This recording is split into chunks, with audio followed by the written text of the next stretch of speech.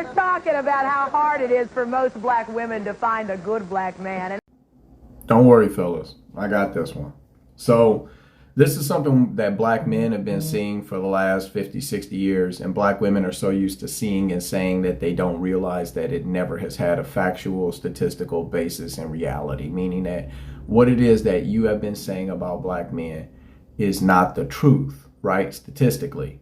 There are more black men there were good black men on that show, if you guys go back to the video, and they stood up and was like, hey, look, we don't want to argue with you. So if you don't want to calm down and chill, then we don't want you. And the women were like, well, your problem is you're weak. You're weak because you don't want to fight with me, right? So we know now that men have been pushing back over the last 5 years, the manosphere, talking data, statistics, and facts about the community. And what are these facts telling us? That there are over twice as many women who have children outside of wedlock than there are men who have children outside of wedlock. That 31% of black men are married, that 54% of black men are single and childless, 65% of black men are in the middle class, and 10% of black men earn over $10,000 a month. And so it's not that there aren't marriageable men inside the community.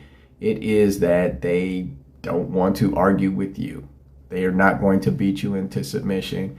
And because you are so delusional, right? If you believe that the reason that you couldn't find a good black man is because there aren't any, and not because you don't know how to attract, maintain, or love a man like that, then you are delusional, right? Because there are lots of good women who find good black men. These men marry women of other cultures and other races, and they marry black women, right? Black men marry black women 88% of the time, but that number drops substantially when the money goes up. When black men are earning over $80,000 a year, they marry out at almost a 30% rate instead of just a 12% rate. And the reason for that is very simple. The more options you have, the less bullshit you're willing to put up with off of somebody who thinks that they don't have to submit, or is a feminist or a womanist and doesn't believe in gender roles or any of the things that help in cooperation in a marriage.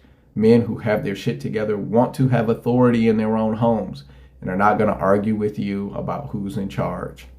And they don't care how much you make. So instead of dealing with you so that because you're a boss chick, they will just deal with a woman that'll get on their program, and they would rather have the sacrifice of her income being less than to deal with your attitude. And that's the reality that you guys are facing.